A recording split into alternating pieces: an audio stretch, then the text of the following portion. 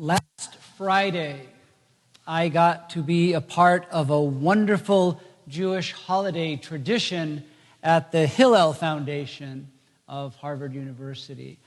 It was the first night of a week-long festival called Sukkot, or booths, where they build a temporary shelter called a sukkah, outdoors for eating and for brave souls to spend the night in. Sukkot is kind of a mashup of both an agricultural festival, but also a remembrance that for 40 years in the wilderness, the Israelites stayed in tents, in temporary shelters, with a view to the stars, and this is a remembrance, a reconnection for that time. It's a remembrance of the 40 days in the wilderness in Exodus that we as a Christian community of faith have been studying for the last 7 Sundays. For Rabbi Getzel and the students at Hillel, Sukkot is also an opportunity to invite non-Jewish friends, undergraduates, and also the Harvard chaplains who are not Jewish to come and experience a kosher dinner and to have some lively conversation and to learn about Jewish holidays and traditions. Rabbi Getzel, when he was introducing the evening to all of us, said that Jewish tradition considers inviting the goyim, the Gentiles, to a Sukkot dinner to be a mitzvah. And he said, in both ways of thinking about it, mitzvah is a good deed, a kind act. It's also a commandment. Like a lot of Hebrew words, mitzvah has to do double and triple and quadruple duty. So it can mean something as nice as helping someone across the street, to a strict commandment, to thou shalt not murder. And they both carry equal weight. In the book of Exodus, Moses goes up on the mountaintop, and tradition says that he is given 613 mitzvot, 613 commandments. And he comes down the mountain with tablets on which are carved what we in the Christian tradition call the 10 Commandments. But ironically, and I'm really embarrassed because I had my sermon title set up early in the week, that the 10 Commandments were the 10 mitzvot, and the Bible doesn't call the 10 Commandments mitzvot. The term that Exodus calls them is aseret hadvarim, which is better translated as the 10 words, or the 10 statements, and this is my favorite translation, the 10 things. I'm going to go with that today. The 10 things. God gave the people 10 things on the tablets. And I want to talk a little bit about what those 10 things meant in the 13th century BCE. And perhaps a little more importantly, what on earth might they mean now in the 21st century? So here's a thing. At the most basic level, the 10 Commandments, or the 10 things that God gave Moses to the people, were about how to hold a diverse people together in community. Some sociologists think that the people freed from Egypt may not have been so much a monolithic ethnic identity as they were a social class. The kings of Canaan in that day wrote in Akkadian about a people they called the Apiru, which sounds a lot like Hebrew. And the Apiru they described them as outlaws, mercenaries, day laborers, and slaves. The word apiru translates as those who came across. Sounds like Sea of Reeds. It can also be translated as trespassers. So you go with what you want. Hebrews like that. And Akkadians like that too, I guess. God delivered from slavery in Egypt this diverse people and invited them to a radical new vision of freedom in a new land. But how do they live together when they have no common story? When they have no common history except that of slavery, which is all about dehumanizing and making you a non-people. The 10 Commandments, or the 10 things, the 10 words, gives the people a new identity, a shared narrative, a story that connects them to each other and to God. The 10 words begins, I am Yahweh who brought you out of slavery in Egypt. I think God here is saying, this is who you are, and this is who I am. This is how you are connected.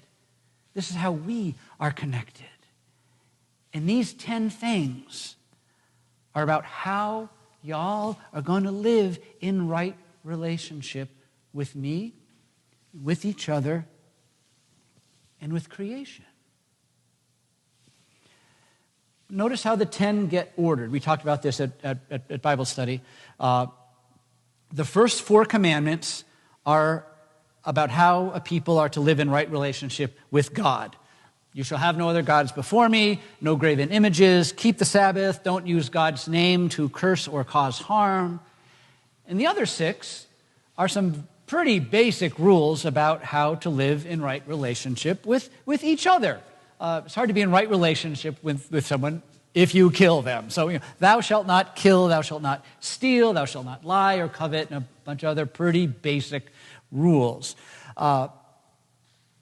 So 34 centuries ago, the 10 things helped give a newly freed people a new identity and offered a new way of living based on mutuality and right relationship.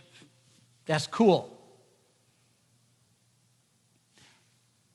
But what about today? Is it possible that we sophisticated 21st century folk gathering in the front yard of the most prestigious university on the planet can learn something of value from the mythologized memory of some Bronze Age outlaws, mercenaries, day laborers, and slaves? As you might expect, my answer is, heck yes. Yes, we can. And as an example, I'm going to have us look at just one of those 10 things. The one that I think is the most important for us. The one that is the most radical and most countercultural and most subversive. The one that we need to hear the most in 2021. And that is Sabbath. What? Did I say 20? What did I say? I have 2023 even written correctly here. I don't know. 2021. All right, I'm going to ask you all the question that sounds philosophical, but it's actually really practical. Whatever happened to time? Those of us of a certain age can remember when there used to be time. Remember time when you could go off and play? Not have a play date, but could go play. Even as adults, you could go play tennis. People don't play tennis anymore. You say, what are you doing today? I'm working on my backhand. Working? time as a commodity to just go and do something that you want to do is getting rarer and rarer. Even though our machines are making us more and more efficient, the time that should be freed up has disappeared. When Barb and I lived in Vermont, and you casually asked someone, "Hey, how you doing?" There were only two acceptable responses. One was, "Fine," if they didn't want to talk to you, or "busy," if they did. Those were the two acceptable responses. Anything else was morally suspect. But I've got to say that now that we've moved to Massachusetts, it's more honest now, but I'm finding it more depressing because when you say, "How you doing around here?" the answer I always get is, exhausted, tired, wiped, overwhelmed. Everyone I talk to, whether they're a student or a nurse, a doc, a professor, a clerk, a cleaner, clergy, accountants, everyone is tired. Everyone is sleep deprived. Everyone is frantic. Everyone is feeling guilty about not spending enough time with their kids or their grandkids or their friends or their spouses or even themselves. Whatever happened to time? Maybe time was stolen by careers that expect us to be available on call 24/7, 365 days a year, or by a healthcare and housing system that requires people on the bottom to work 2 and 3 jobs just to keep from living on the street. Or maybe we gave time away for grades or reputations or smartphones or binge-watching Game of Thrones. I don't know.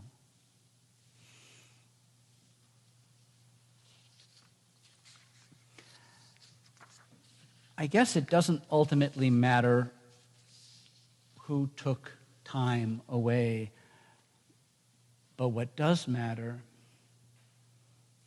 is we can take it back. We can take time back.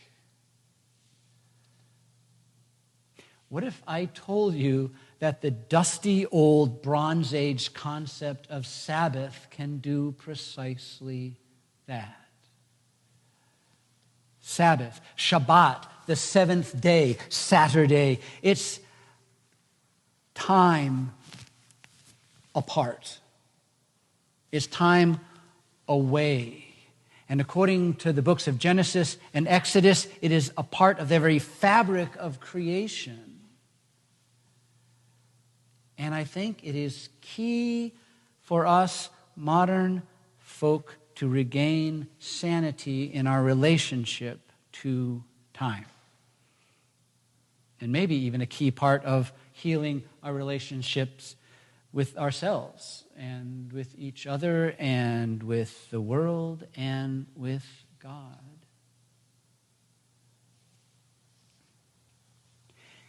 Amy read earlier, "Remember the Sabbath day and keep it holy. 6 days you shall labor and do all your work, but the 7th day is a Sabbath day to Yahweh your God."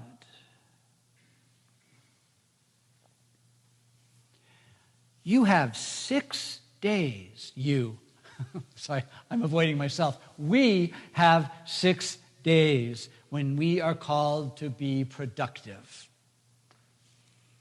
We can make stuff, organize things, improve them, grow stuff, design stuff, alter things, help things, heal things. 6 days to make the world a better place. Not only at work, but in your household, your family, yourself. We are invited to be busy, to be productive, to do all we can to help, to do justice, to do mercy, to do compassion, to work for peace. 6 days to reshape creation, to better and more responsibly serve the needs of humanity and the rest of the planet, whether you are an engineer or a doc or a nurse or a carpenter or a teacher or a parent or a farmer or a bookkeeper or a housekeeper. 6 days to be a human doing. But God has given us a gift of a day apart to be a human being. Just being at rest.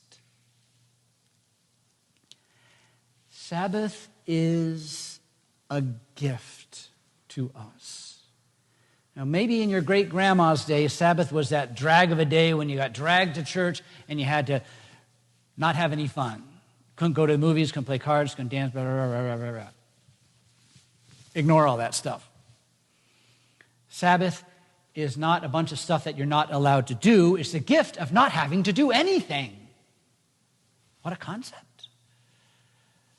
That's what Jesus meant when he said that Sabbath is made for humankind, not humankind for the Sabbath. It is a gift to simply rest, to simply be, and do, if you're going to do what brings you life and brings you rest and brings you wholeness. And that's going to be different for all of y'all. That's why I'm not going to write 613 things you are or are not allowed to do on Sabbath. Maybe you'll garden or read or pray or bike or walk or paddle or roll in the grass or play with a grandchild or pet a dog, rub a cat, hold hands with a spouse, write a letter to a friend. Draw, breathe. Breathe. Remember that? Be thankful. Be aware. Do whatever draws you to God and to your most authentic self. On Shabbat, if you do that.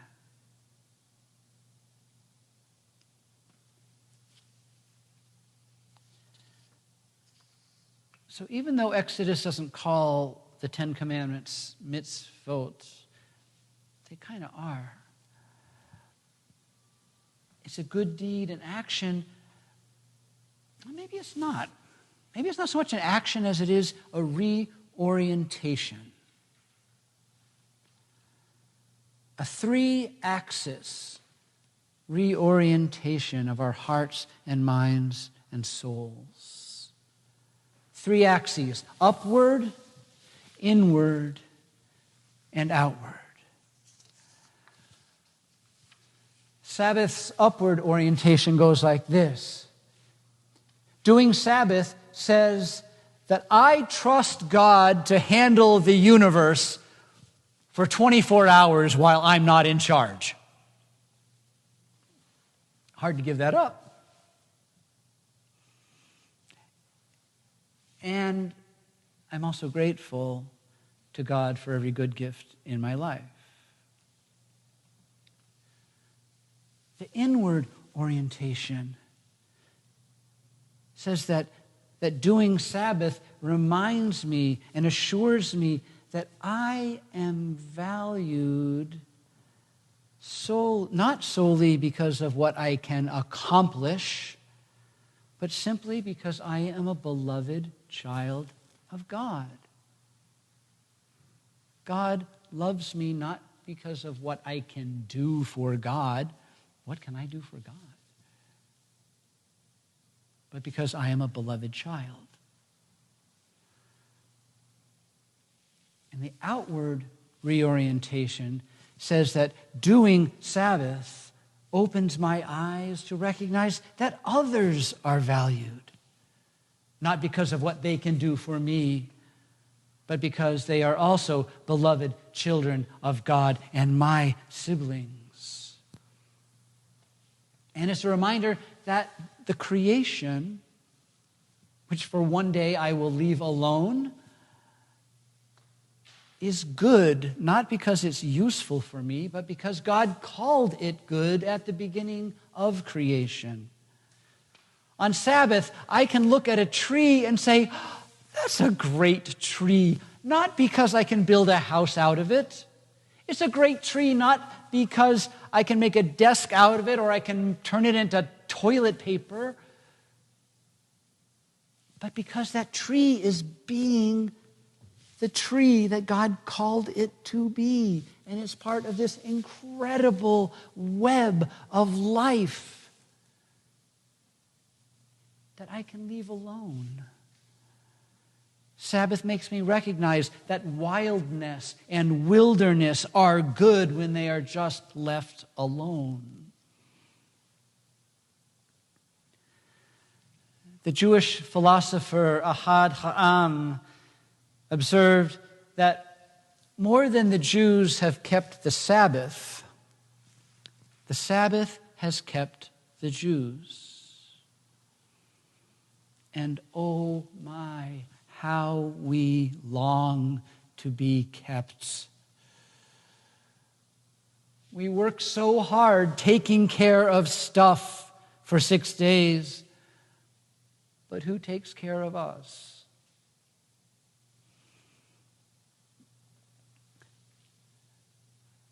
Sabbath is a promise of care.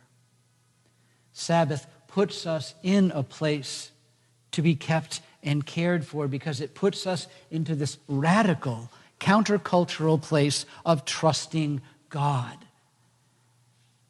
and seeing ourselves and others as valuable simply as children of God. And that simple story invites us to connect our own stories to God's story.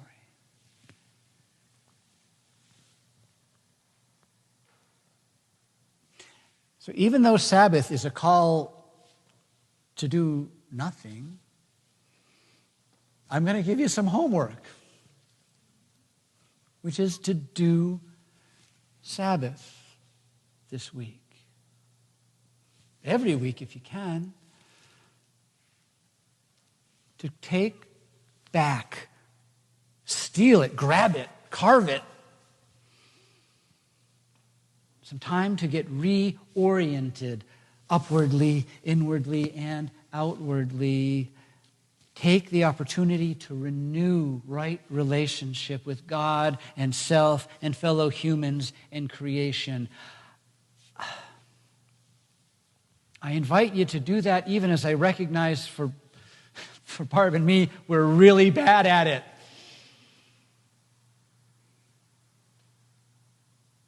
And y'all are probably not so great at it either. Not many of us are going to be able to wake up tomorrow and say, I'm going to reorganize my life tomorrow to take off every week from sundown on Friday to sundown on Saturday and do nothing, because your life's not going to allow that. But perhaps you can carve out some consciously planned time where you can unplug and simply be. It doesn't have to be on a Saturday. If it's a Thursday afternoon from 2 to 4 to breathe a little bit, do that. It works best if you might grab a person or two to help do it with, or at least keep yourselves connected and on top of it with each other. But whether you take back an hour or a half a dozen, or you're superhuman and grab 24, I encourage you this week to try carving out time for Sabbath. I invite you to create a space to rest in God breathe in God and be renewed. And Sabbath will keep us as we keep the Sabbath.